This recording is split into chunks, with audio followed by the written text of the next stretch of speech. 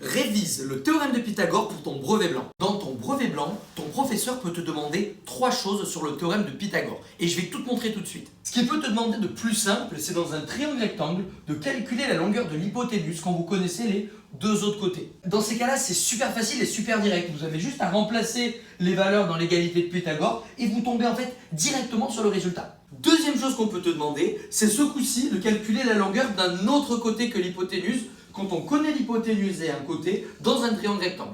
Dans ce cas-là, l'égalité de Pythagore, c'est toujours la même, bien évidemment. Mais on se rend compte que la longueur AC au carré, pour pouvoir la trouver, il va falloir qu'on fasse une soustraction. C'est-à-dire qu'on va faire 10 au carré moins 8 au carré pour pouvoir trouver AC au carré. En effectuant les calculs, on se rend compte ensuite que AC égale 6 cm. Et la dernière chose qu'on peut te demander sur le théorème de Pythagore, c'est d'utiliser la réciproque pour montrer qu'un triangle dont tu connais les 3 longueurs est un triangle rectangle.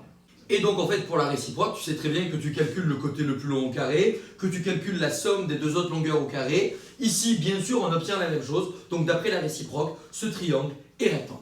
En résumé, si tu connais ces 3 points par cœur, tu es bien pour ton brevet blanc.